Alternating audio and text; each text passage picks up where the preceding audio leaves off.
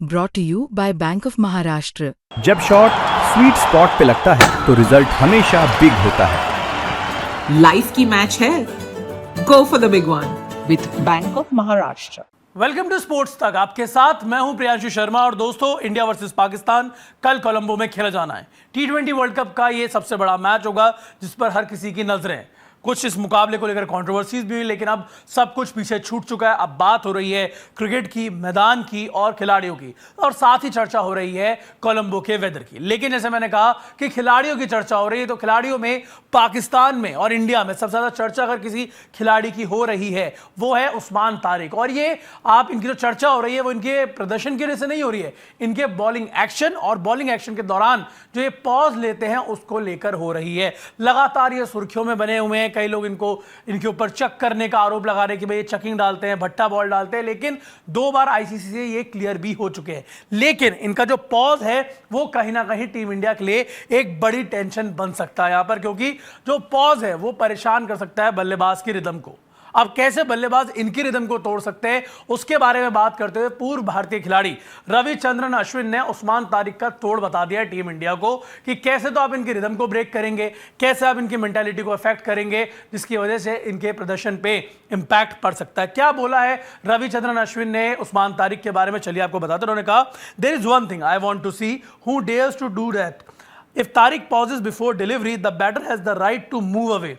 The batter can say, I don't know when the ball is coming, so I moved away.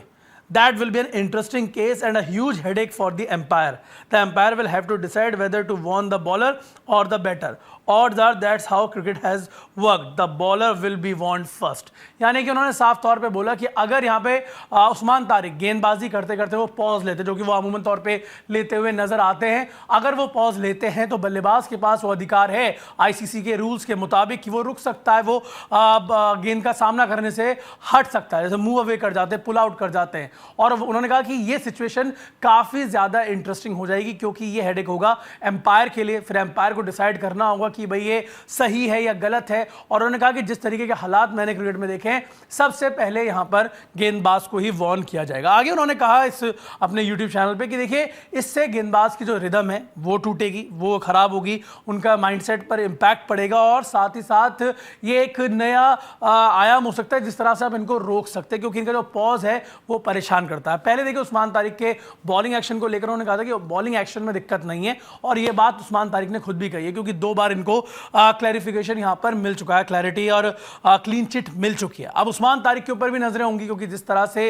ये खेलते हैं ये परेशान तो करेंगे टीम इंडिया को, और नजरें यहां पर होंगी कि भारतीय बल्लेबाज इनको कैसे डिकोड करते हैं। अश्विन का जो ये प्लान है कि भाई अगर वो पॉज लेते तो आप हट जाइए, आप लोगों का क्या सोचना है, क्योंकि उन्होंने ये बात भी बोली कि आईसीसी के जो रूल्स हैं, क्रिकेट के जो रूल्स हैं, उनके मुताबिक अगर टीम को जिताने के लिए मुझे कोई भी पैतरा अपनाना पड़े तो मैं अपनाऊंगा, और वही हर एक खिलाड़ी को करना चाहिए।